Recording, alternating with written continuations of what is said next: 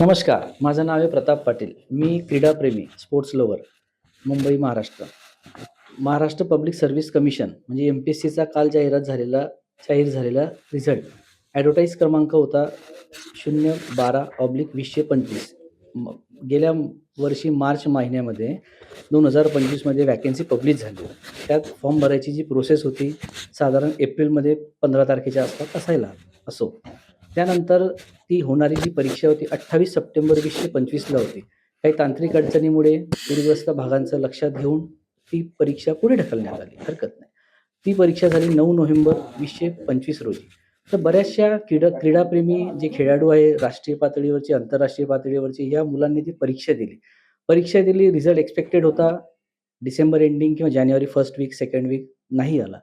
तो एका दृष्टिकोनाने बॅड लक. स्पोर्ट्सच्या डिपार्टमेंटला बॅड लकच्या हिशोबाने हा रिझल्ट अपेक्षित झाला. दिनांक 27/2/2026 रोजी हा रिझल्ट म्हणजे काल हा डिक्लेअर करण्यात आला. त्यामध्ये कुठल्या प्रवर्गाला ज्या जागा दिल्या होत्या, ओपन कॅटेगरीमध्ये खेळाडू कोट्यामधून एकाही मुलाची वॅकन्सी काढण्यात नाही आली. फॉर्म भरत असताना त्या मुलांच्या वॅकन्सी होत्या.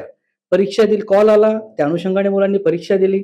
परीक्षा दिल्यानंतर रिझल्टची वाट बघितली. जेव्हा रिझल्ट आलं, आयोगाला विचारण्यात आलं की आमचं का नाही आलं रिझल्ट. त्यांनी सांगितलं की आपली पोस्ट ही शासन निर्णय शुद्धीपत्रक क्रमांक 20 फेब्रुवारीला एक शुद्धीपत्रक दिलं. त्या शुद्धीपत्रकमध्ये म्हणजे रिझल्ट लागण्याच्या 7 दिवस अगोदर एक शुद्धीपत्रक येतंय.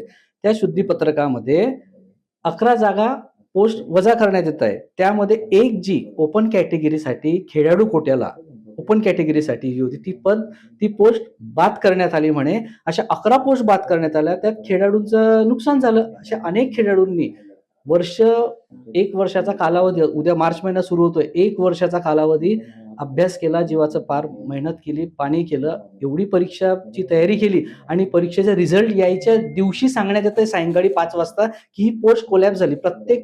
पोस्ट वजा करण्यात आली, 11 पोस्ट. प्रत्येक मुलगा हा शासनाचं शुद्धीपत्रक बघत नाही. त्यांनी 20 फेब्रुवारीला शासन शुद्धीपत्रक काढलं. त्याचा शुद्धीपत्रक क्रमांक आहे CMA 0425/CR 141/2025 जाहिरात. शुद्धीपत्रक दिनांक 20 फेब्रुवारी 2026 आणि रिझल्ट आला 27 फेब्रुवारीला. म्हणजे रिझल्ट यायच्या 7 दिवस अगोदर हे शुद्धीपत्रक काढत आहे.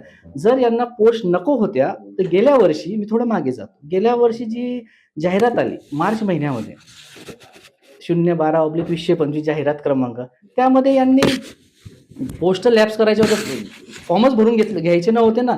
मुलाने 1 वर्ष होप्स लावली, तयारी केली, अभ्यास केला, प्रिपरेशन केली, भरपूर जीवाचा पार मेहनत केली. मी पुन्हा रिपीट करतोय, त्यामध्ये खेळाडूंचं नुकसान केलं. बरं, इतर रिझल्ट लावले त्याबद्दल माझं कुठल्याही विद्यार्थ्याच्या विरोधात मी बोलणार नाही. त्यांनी मेहनत केली, ते पास झाले.